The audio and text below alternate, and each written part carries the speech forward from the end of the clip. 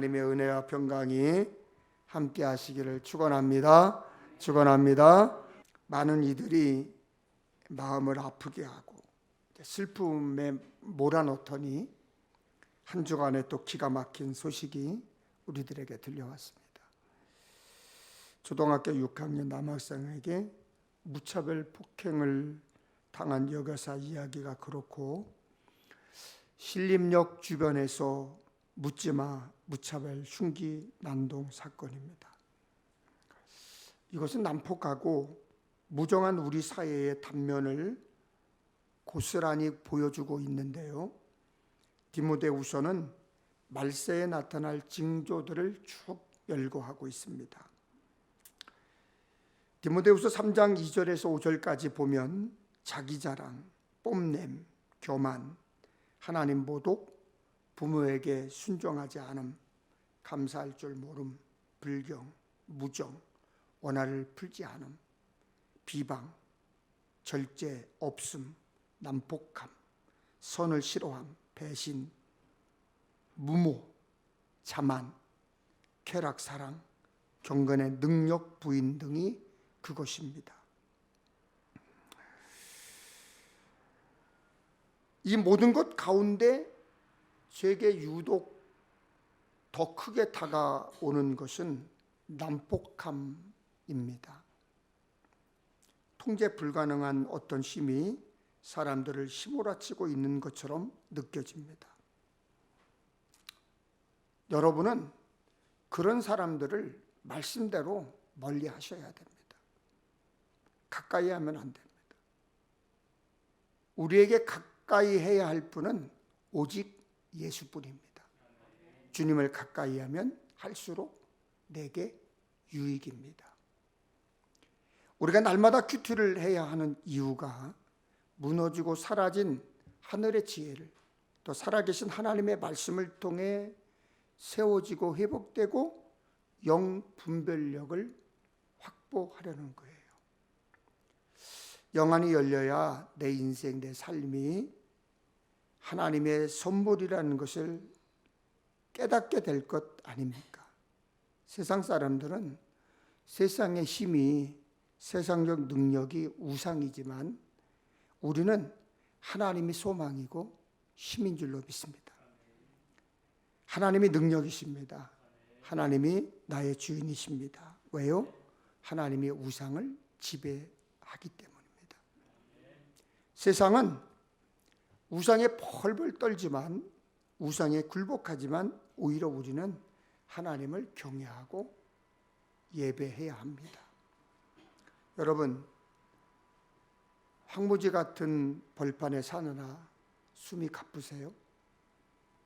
믿음 생활하면서도 행여 남에게 뒤처질까 두려우세요?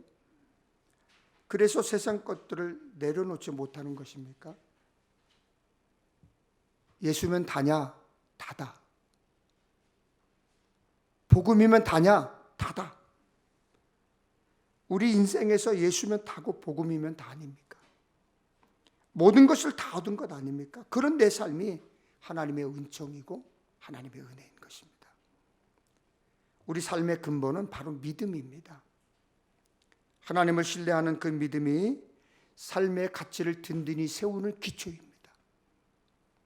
믿음은 늘 의심하고 늘 원망하고 늘 불안해하는, 기도에도 여전히 초조하고 걱정하는 것이 아니라 믿음은 볼 수 없는 것을 보는 실제입니다.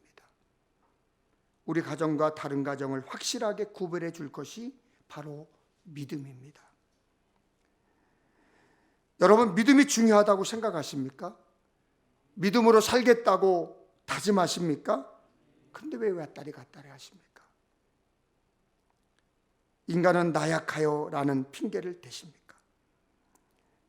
나약함을, 흔들리는 믿음을, 믿음 없음을 스스로 정당화시키는 것 아닙니까? 여러분, 의심은 주님을 의심하면 베드로처럼 파도 앞에, 고난 앞에, 문제 앞에 그대로 빠지게 됩니다. 예수님은 믿음이 적은 사람아 왜 의심하느냐 책망하셨습니다. 여러분, 믿음 있으십니까? 그 믿음 잘 유지하세요. 여러분의 믿음이 늘 한결같기를 축복합니다. 가끔 믿음 생활 하시는 분들을 만나서 대화를 나누다 보면 목사님 저는 모태신앙입니다 이렇게 말하시는 분들이 가끔 있어요. 저는 맨 땅에 헤딩한 케이스입니다. 제가 목사고 아들 둘이 감리교회에서 목회를 이어가고 있지만 할머니는 무당으로 온갖 우상을 다 섬기던 분이셨고 1년이면 13번의 제사를 지내야 했던 유교 집안이었습니다. 엄밀히 말하면 명품 신앙의 가문이 아닙니다. 모태신앙은 어머니의 뱃속부터 가지게 된 신앙이란 뜻이죠. 부모에게서 이어받은 신앙을 말합니다. 그리고 우스갯소리로 예수 믿은 지 오래되었음에도 못해, 나는 못해, 말을 자주 하는 사람을 모태신앙이라고 이야기합니다. 어쨌든 어릴 때부터 교회를 다닌 분들은 교회 생활이 익숙해요. 그러나 처음 교회에 출석하시는 분들은 어색하고 낯섭니다. 사도신경도 외워야 되지요. 주기도문도 외워야지요. 성경을 찾아야 되는데 성경을 찾으려고 하니까 창세기가 어디 있는지, 마태복음이 어디 있는지, 말라기가 어디 있는지 막 뒤적뒤적 해야 되니까 당혹스럽죠. 그렇지만 여러분 잘 생각해 보면 금방 이해할 수 있어요. 어느 단체나 모임에 가면 그들만의 언어가 있잖아요. 학교에 가면 학교, 군대 가면 군대, 경찰에 가면 경찰, 공원에 가면 또 직종에 따라서 목수, 철근, 전기 등 사용하는 용어가 다 달라요. 교회도 똑같아요? 마찬가지예요. 당연히 교회 용어가 생소할 것입니다. 교회에 오면 유독 믿음이란 말 정말 많이 하고 많이 듣잖아요. 그렇지만 정작 믿음을 잘 모르고 오해해서 하나님께 불평하거나 교회에 실망하여 등을 돌리는 이들이 의외로 많습니다. 그만큼 믿음은 이해하는 것도 또한 믿음으로 살아내는 것도 정말 어렵다는 것입니다. 성경에서 말하는 믿음은 하나님께 자신의 삶을 바꾸는 태도를 말합니다. 하나님께 자신의 삶을 바꾸는 태도. 그게 믿음이에요. 하나님을 기쁘시게 하는 삶을 말합니다. 하나님을 기쁘시게 하는 믿음은 하나님과 동행하는 거예요. 믿음의 사람은 하나님의 말씀을 신뢰하고 하나님의 말씀에 순종으로 반응합니다. 우리가 믿음을 드러내는 삶을 살아갈 때 그 믿음은 하나님을 기쁘시게 해요. 하나님 마음에 맞는 삶을 살고 하나님 마음에 합한 삶을 살게 됩니다. 우리도 믿음을 가졌잖아요. 그러니 하나님이 계신 것과 하나님이 자기를 찾는 이들에게 상 주시는 분임을 믿어야 합니다. 하나님이 한 분이신 것과 하나님이 우리를 사랑하시는 것 믿어야 합니다. 하나님 아버지께서 예수 그리스도를 세상에 보내신 것과 예수 그리스도께서 우리의 죄값을 치르기 위해 십자가에 죽으신 것과 부활하신 것과 그리고 이 땅에 재림하셔서 다시 오실 것을 믿습니다. 그래서 우리는 그 믿음을 묻고 늘 이렇게 고백하죠. 쉽게 번역된 사도신경입니다. 함께 읽어보겠습니다. 시작. 나는 전능하신 아버지 하나님 천지의 창조주를 믿습니다. 나는 그의 유일하신 아들 우리 주 예수 그리스도를 믿습니다. 그는 성령으로 잉태되어 동정녀 마리아에게서 나시고 본디오 빌라도에게 고난을 받아 십자가에 못 박혀 죽으시고 장사된 지 사흘 만에 죽은 자 가운데서 살아나셨으며 하늘에 오르시어 전능하신 하나님 우편에 앉아 계시다가 거기로부터 살아있는 자와 죽은 자를 심판하러 오십니다. 나는 성령을 믿으며 거룩한 공교회와 성도의 교제와 죄를 용서받은 것과 몸의 부활과 영생을 믿습니다. 아멘. 여러분 여러분에게 목사로서 정말 진지하게 묻고 확인하고 싶습니다. 여러분은 예수님을 믿으십니까? 예수 믿는 사람답게 살려고 노력하십니까? 하나님의 약속을 믿고 순종하려고 하십니까?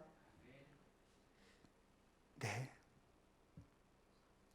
역시 입으로는 그렇게 대답하기 쉽죠. 사도신경도 읽고 외우기도 하죠. 그러나 믿음은요, 여러분의 삶으로 증명이 돼야 돼요. 여러분의 삶으로 여러분이 증인이 돼야 돼요. 그러나 여러분 오해하지 마세요. 히브리서 11장은 추상적이거나 관념적인 믿음이 아니에요. 강력한 하늘의 생명력과 능력 있는 믿음을 보여주고 있는 거예요. 그래서 1절에 믿음은 바라는 것들의 실상이요 보지 못하는 것들의 증거라고 했습니다. 믿음 가진 우리는 하나님 나라 천국을 믿고 천국을 향해 가는 사람들입니다. 그것이 우리가 걷는 믿음의 길이에요. 신앙의 길이에요. 여러분, 세상은 보이는 게 전부잖아요. 보이는 것만큼만 보고요, 아는 것만큼만 보이잖아요. 그런데 믿음은 보이는 게 전부가 아니에요. 그래서 보이지 않아도 하나님의 말씀을 신뢰하고 사실임을 확신하는 거예요. 이루어질 줄 믿고 확신하는 거예요. 그래서 기도하는 거예요. 왜요? 믿음이 우리를 살리기 때문에, 믿음이 역사하기 때문에. 고린도후서 4장 18절을 표준 세번역으로 한번 살펴보겠습니다. 우리는 보이는 것을 바라보는 것이 아니라 보이지 않는 것을 바라봅니다. 보이는 것은 잠깐이지만 보이지 않는 것은 영원하기 때문입니다. 보이지 않는 것을 바라보며 사는 것이 믿음입니다. 예수 믿는 우리의 목적지는 세상이 아니에요. 천국입니다. 맞지요? 그러므로 천국 소망이 확실한 성도는 고난과 죽음이 두렵지 않습니다. 그래서 감옥에도 갇히고 목이 잘리기도 하고 짐승의 밥이 되어도 믿음을 지키다가 죽어가는 것입니다. 그것을 순교라고 말합니다. 물론 순교는 아무나 받을 수 있는 것이 아니에요. 듣고 싶다고 다 순교라고 말하지 않습니다. 예수 믿는 사람, 멸망이 없고 영생함을 믿는 신앙인은 오늘 인생을 마감한다 해도, 오늘 하나님이 나를 데려가신다고 해도 아쉽고 섭섭하고 헤어짐에 눈물 나고 두고 갈 사람들이 기가 막혀 탄식하게 될지라도 천국에서 다시 만날 소망이 있기 때문에 평안한 마음을 소유한 그리스도인, 진짜 예수쟁이가 되는 것입니다. 그렇기 때문에 굳게 서서 믿음이 흔들리지 않으려고 애쓰는 것입니다. 보이지 않는 것을 바라보며 사는 것입니다. 그래서 우리는 보이지 않는 것 때문에 소망이 생기고, 그 소망은 유일한 예수 그리스도라는 것을 믿게 되는 것입니다. 여러분, 노아는 미래에 대한 하나님의 경고를 듣고 믿었습니다. 말씀대로 순종하며 방주를 준비했습니다. 그때 사람들은 화창한 날에 방주를 준비하는 노아를 이상하게 생각하고 조롱을 했어요. 당연하지요. 지금 문제가 없는데, 지금 날씨가 화창한데, 지금 잘 나가는데 조롱하겠지요. 그래도 그러거나 말거나 노아는 하나님의 말씀하신 일을 묵묵히 준비합니다. 아무것도 보이지 않고 전혀 알 수 없는 막막한 상황이지만 노아는 믿음으로 묵묵히 그 길을 걷습니다. 마태복음 8장에 보면 예수님을 찾아온 백부당의 믿음은 하인의 병을 낫게 했습니다. 그리고 이 땅에서 그만한 믿음을 본 적이 없다고 예수님께서 칭찬하셨습니다. 여러분, 믿음대로 되는 것은 약속의 말씀이고 우리에게 주신 축복입니다. 믿음은 성도를 멸망에서 살려내고 구원에 이르게 합니다. 믿음은 눈에 보이는 어려운 현실을 이기게 합니다. 믿음의 끝은 하나님과 함께 영원히 사는 것입니다. 믿음은 내가 가진 재물로 살지 않습니다. 믿음은 내가 가진 생각으로 살지 않습니다. 믿음은 내가 가진 능력으로 교만하지 않습니다. 믿음은 하나님께서 나의 가장 약한 것을 들어 강한 것을 부끄럽게 하는 것입니다. 믿음은 내 고집, 내 주장, 내 뜻, 내 세상 상식을 고집스럽게 포기하지 못하는 좁쌀같이 좁디 좁은 종교인이 아니라 천지를 창조하신 위대하신 하나님의 창조사에게 걸맞는 성령의 사람으로 만드는 것입니다. 예수 믿는 사람, 예수 믿는 우리의 목적지는 세상이 아니에요. 천국입니다. 예수 믿는 우리의 목적은 부자가 아니에요. 명예와 권력이 아니에요. 자식들 잘 되는 것이 믿음의 목적이 아니에요. 건강이 믿음의 목적이 아니에요. 여러분 착각하지 마세요, 여러분. 그러므로 천국 소망이 확실한 성도는 죽음을 두려워하지 않는 거예요. 예수 믿고 구원이면 단 거예요. 예수 믿고 영생 얻으면 다인 거예요. 예수면 다냐? 다다. 복음이면 다냐? 다다. 솔직히 그거면 다 아니에요, 여러분. 그런데요, 오늘 본문 말씀에 보니까 성도의 믿음은 예배로 드러난다고 했어요. 예배로 드러난다. 그 사람의 예배 드리는 것만 봐도 믿음을 알 수 있어요. 믿음 떨어지면 제일 먼저 예배가 반응합니다. 예배 안 드려요. 예배 드리는 태도가 불량해요. 믿음 떨어지면 예배 드리러 교회 안 나옵니다. 그래서 예배 드리는 것만 보면 그 사람의 믿음 상태를 체크할 수 있고 알 수 있어요. 본문에 아담의 아들 가인과 아벨이 나오는데 창세기 4장에도 두 사람 가인과 아벨 이야기가 나옵니다. 가인은 농사를 지었죠. 아벨은 양을 기르는 목자였습니다. 두 사람은 이렇게 예배했습니다. 가인은 땅의 소산으로 제물을 삼아 여호와께 드렸고 아벨은 자기도 양의 첫 새끼와 그 기름으로 드렸더니, 그런데 문제가 생겼어요. 아주 심각하고 기분 나쁜 문제가 생겼습니다. 여호와께서 아벨과 그의 제물은 받으셨지만 가인과 그의 제물을 받지 아니하셨다고 했어요.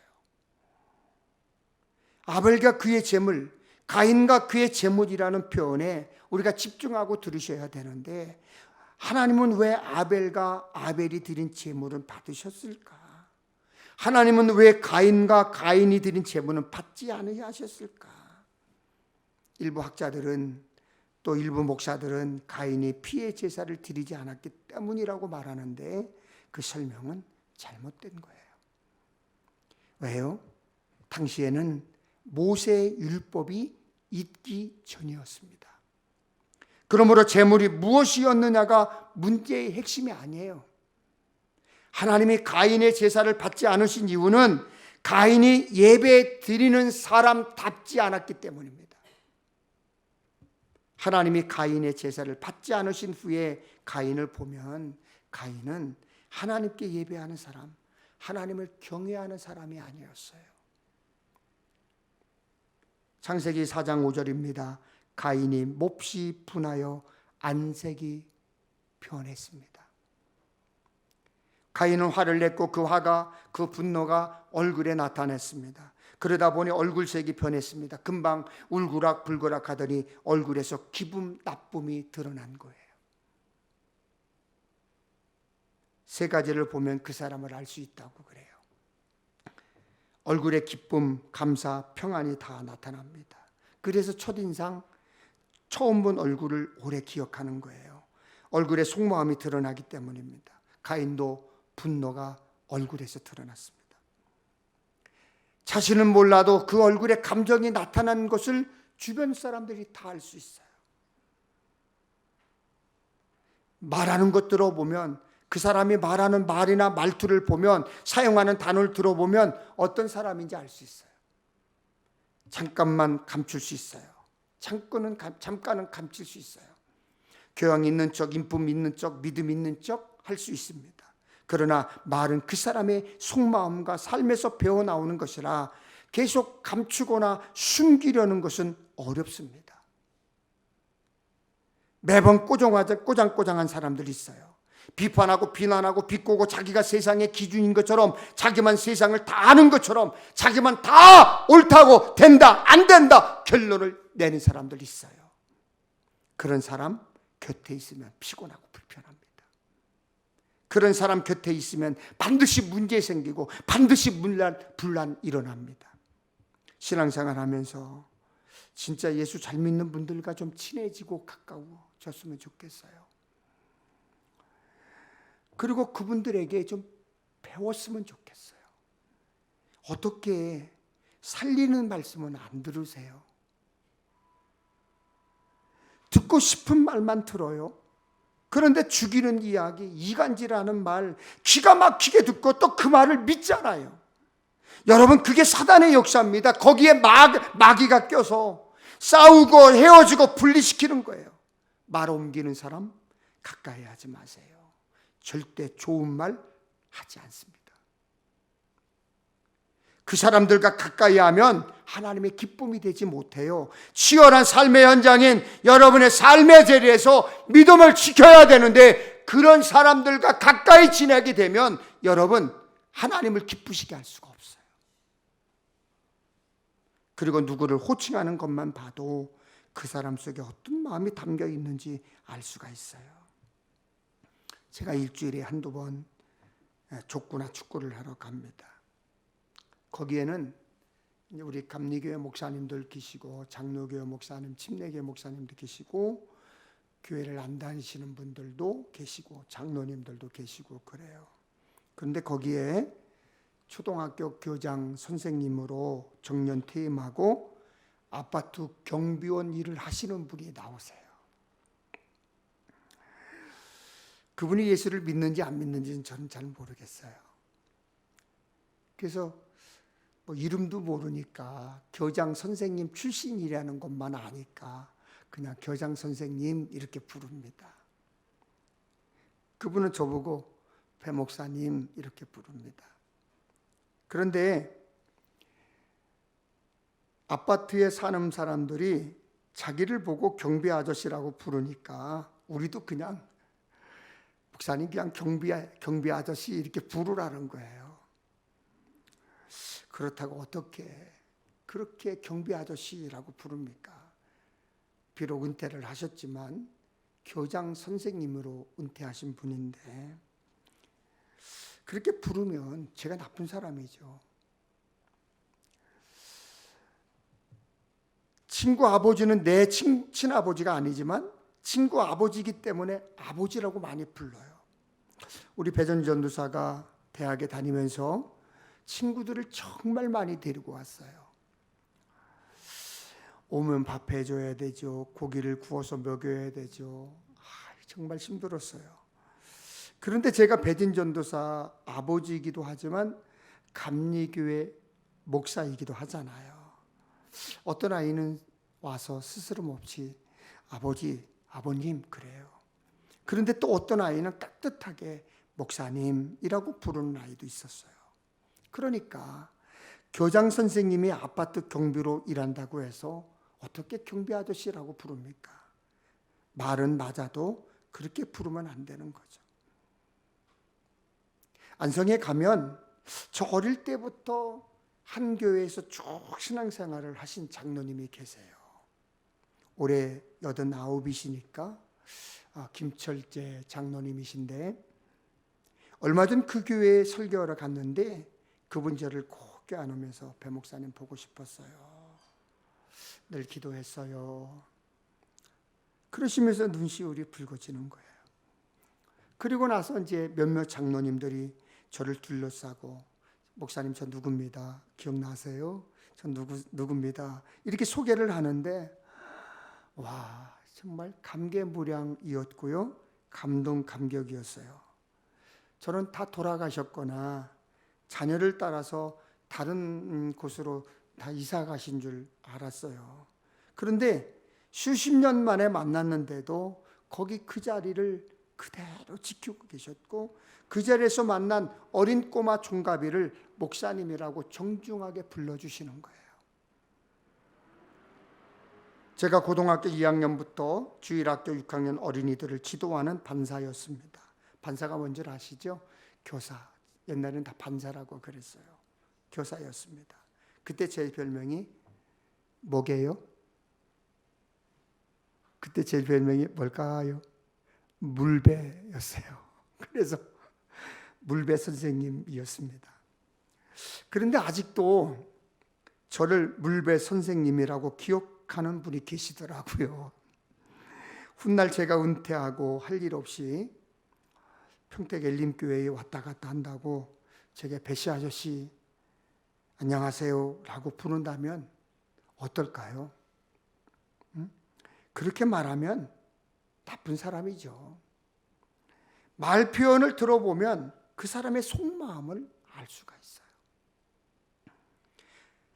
그 사람의 말과 얼굴, 행동을 보면 어떤 사람인지 알 수 있어요. 걸음걸이만 봐도 그 사람의 건강 상태를 알 수 있대요. 행동을 보면 여러 가지 현재의 상태도 짐작할 수 있다고 그럽니다. 분을 내 얼굴에 화가 가득하여 안색이 변하고 하나님을 경외하지 않았던, 하나님을 공경하지 않았던 가인의 행동이 어땠을지 우리 충분히 짐작할 수 있잖아요. 가인이 참된 예배자였다면, 정말 하나님을 경외하는 예배자였다면 왜 하나님은 나를 받지 않으셨을까? 왜 하나님이 나를 기뻐하지 않으시나? 왜 하나님은 내 제물을 받지 않으셨을까? 왜 하나님은 아벨과 아벨의 제물은 받으셨을까? 근심하며 잘못했으면 회개하고 기도하면서 다시 하나님이 기뻐하시는 제사를 드릴 준비를 해야 하는 것이 옳은 게 아닐까요? 그런데 가인은 그러지 않았어요. 몹시 화를 냈습니다. 그 분노가 얼굴에 보였습니다. 혹시 화 잘 내는 분 들으세요? 여러분 중에도 화 잘 내시는 분 들으세요? 성질 자주 내는 분 들으세요? 짜증 잘 내는 분 들으세요? 야고보서 1장 20절에 사람이 성내는 것이 하나님의 의를 이루지 못한다고 했어요. 여러분, 분내고 화내고 성질 부리고 안속 변내고 욕하고 폭력행하는 것은 하나님의 의, 하나님의 뜻을 이루지 못합니다. 목사든 장로든 권사든 집사든 예수 믿은 지 오래됐든 초짜든 마찬가지예요.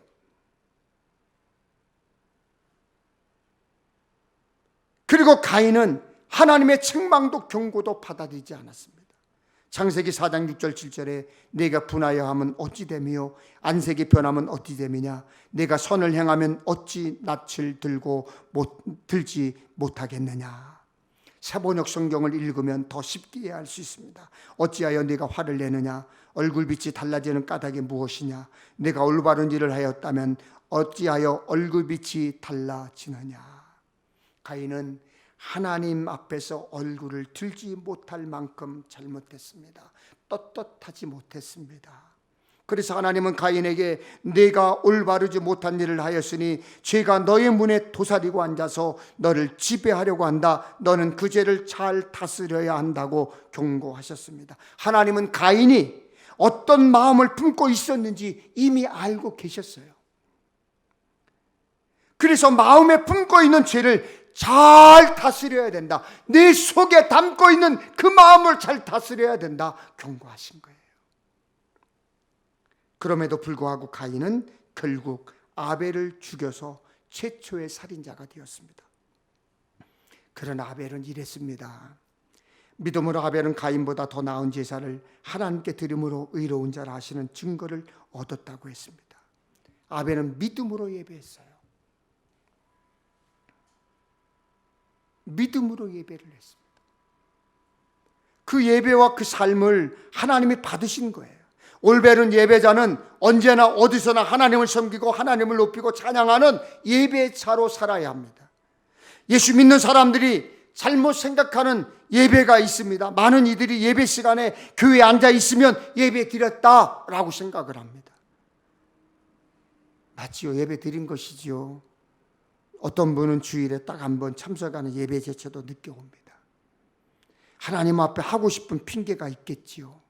이해는 됩니다. 그러나 그래도 예배를 받으시는 하나님이 기뻐하실까요?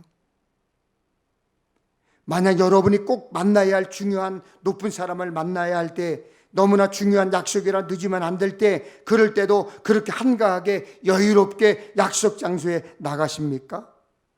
아마 미리미리 준비하고 가서 대기하고 있다가 그분이 오시면 버선발로 뛰어가서 어서 오시라고 환대할 것입니다. 그런데 하나님께 드리는 예배는 늦다 보니 늦는 것에 익숙합니다. 그러면서 하는 말이 나 설교 들었는데 축도 받았는데 헌금했는데, 그러면서 예배 드렸다고 생각합니다. 헌금하면 예배 드린 건가요? 예배는 드린 사람의 만족이 아니라 받으시는 하나님께서 만족하셔야 되는 거예요. 예배는 예배하는 내 마음에 들어야 하는 것이 아닙니다. 하나님 마음에 드셔야 하는 겁니다. 간혹 사람들이 예배가 재미없다고 그래요. 지루하다고 그래요. 그러니까 일부 교회들이 변화를 시도합니다. 조명을 바꿉니다. 예배를 재미있게 하려고 합니다. 음향시설을 삐까뻔쩍하게 합니다. 강단을 공연장처럼 꾸밉니다. 여러분 꼭 그래야 하나요? 그런 걸 원하세요? 예배가 재미없다는 분들에게 묻고 싶어요. 예배가 재미있어야 하나요? 예배가 무슨 개그 프로인가요? 웃으라고 설교하고 웃자고 설교 듣습니까? 목사는 설교하면서 개그맨처럼 웃겨야 합니까? 요즘 예배 때 죄송한 얘기지만 설교를 하는 목사님들, 진짜 설교하는 목사님들 별로 없어요. 설교는 인문학을 강의하는 게 아니에요. 설교에 예수가 쏙 빠져 있습니다. 설교에 복음이 쏙 빠져 있어요. 설교에 죄가 쏙 빠져 있어요. 설교는 없는 상상적 이야기를 꾸며 전하는 것이 아니에요. 예수를 믿어야 구원받고 예수를 믿어야 천국 간다는 것을 선포하는 게 설교예요. 예수 믿고 죄와 허물을 회개하여 용서함 받고 영생을 산다고 선포하는 게 설교예요. 예수가 다다, 복음이 다다 외치는 게 설교예요. 인문학 강의가 아니에요. 예배는 하나님께 예를 갖추어 하나님께 절하는 것입니다.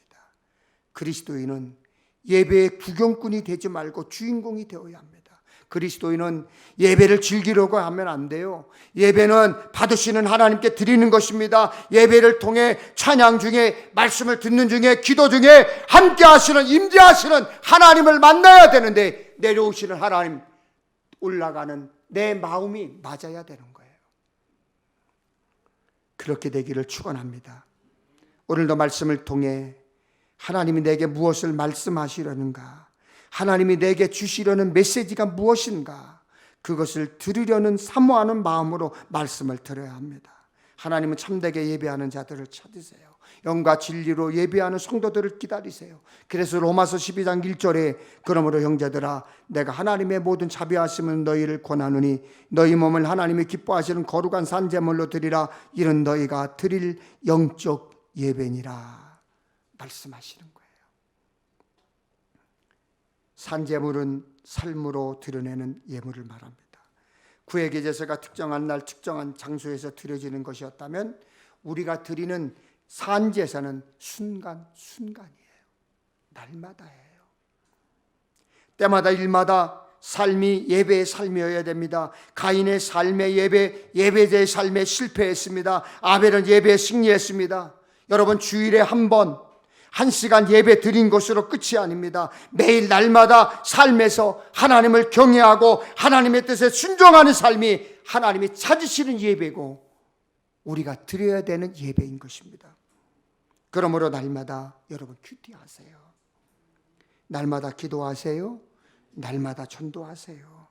그것이 하나님이 받으시는 하나님 마음에 맞는 예배예요. 믿음의 사람답게 예배드리는 삶에 승리하는 주인공, 승리의 주인공 되기를 주님의 이름으로 축원합니다. 축원합니다.